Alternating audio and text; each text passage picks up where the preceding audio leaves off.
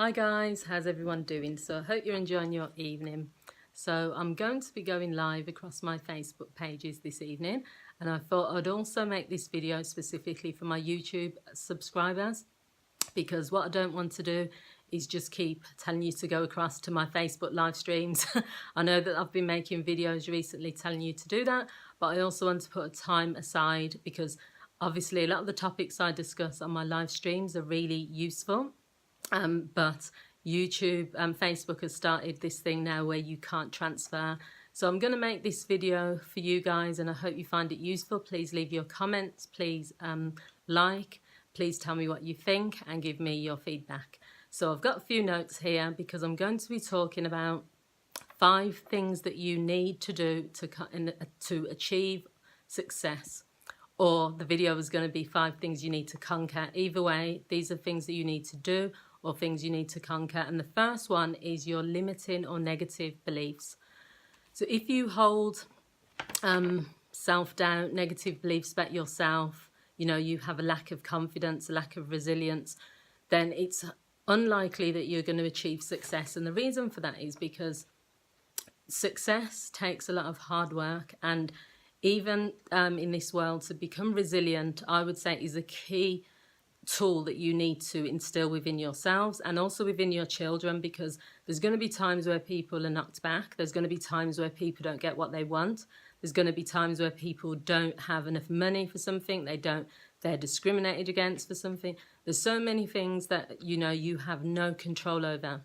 So if you don't build that resilience, if you don't develop a really strong sense of self, a really strong sense of confidence, then you are just not going to be successful, because you're going to be held back by feeling that there's something wrong with you. You're going to be held back because you're not going to try.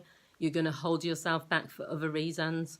So what I would say is that you need to work on those limiting beliefs. Now, I could do a whole video on this alone, but I'm just going to briefly go through these 5 things, and then what I might do is go into depth with some of them on a later video.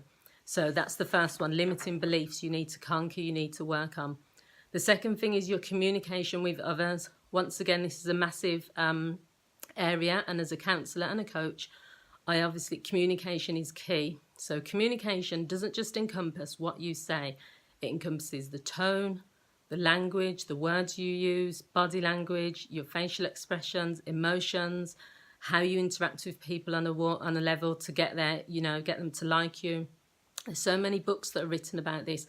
But if you are not good with communication, and that would include being assertive, knowing when to say no, knowing when to how to interact with people, whether it's strangers, people that you know, being clear on what you want, knowing how to communicate when you're dissatisfied, when you're angry, but doing it in an appropriate way. There are so many things, but you need to, if you're someone that struggles with communication, and that can include in your relationships with others, or just, whether it's work, personal relationships, it's something that you need to make a priority, because if you don't work on your communication, you will not be successful. Now, I've had to learn over the years.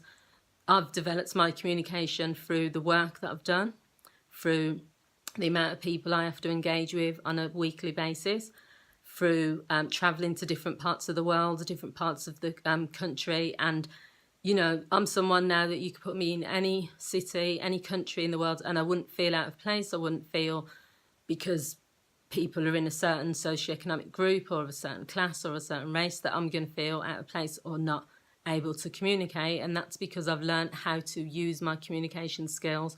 I've developed them over time. So the third one is about the people you spend time with. Now, I am definitely going to make a separate video on this, because there's too much there. And I think if I try and comprise it into this video, then it's just going to take too long. But basically, The Compound Effect is a really good book that talks about this in more depth. It talks about spending time with the 5 people you spend time with will tell a lot about you as a person. But I'll go into detail. I think I'll make a separate video because it's too much there. How you dress and how you present yourself. This is another massive area, and as a coach, I work with women around this area. Now, regardless of what we think, you are judged on your appearance, and it's not about whether you're attractive or unattractive, or whether you feel, that you want to wear makeup or you don't want to wear makeup, that's your choice. I'm talking about making the best of what you have, enhancing yourself so that when you are presenting yourself to the world, you're showing the world that you care about yourself. So an example would be, if you choose to walk around wearing soiled clothing or, you know, just jogging bottoms that you've had for years, or just, you know, you don't make any effort at all with even just your clothes, let's not even talk about like your hair and your makeup.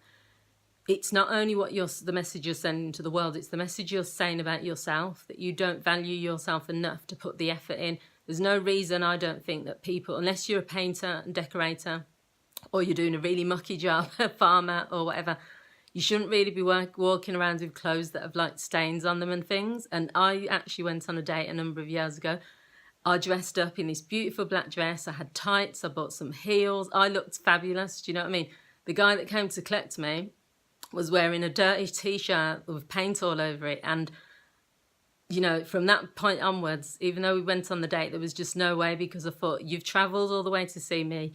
You've actually come in a dirty t-shirt. So regardless of what you've got to say or anything to do with your personality, I've already made that judgment on you. Because if you look at me, the effort I've made compared to how the effort he was making, it just, to me, it demonstrated a lack of effort, a lack of, you know, you didn't really care about this date.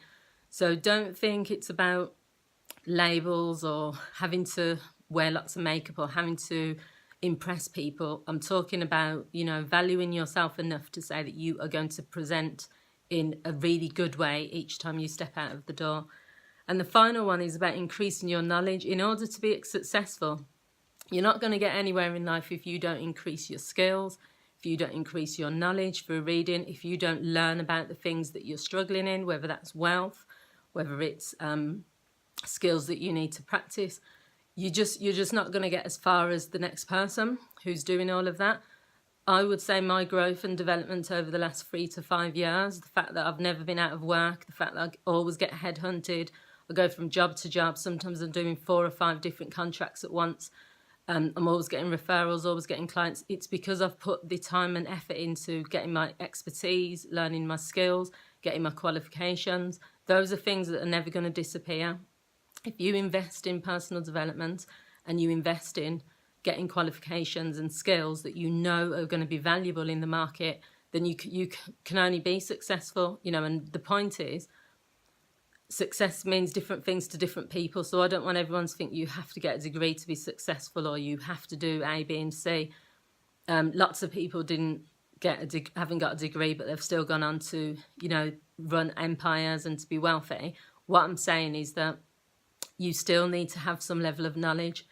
If you're not getting the knowledge from a degree or going to university, you still have to gain skills. You know, you can't run a business or you can't be successful in a relationship if you don't know how a relationship works or if you don't know how to handle your money. So you still need some sort of knowledge. So I hope you found this useful. I could have gone really into depth more, but I really don't want to make this an extremely long video. I'm trying to keep all of my videos between 5 to 10 minutes, and that seems to have worked this time. I will probably go back into these areas in more depth.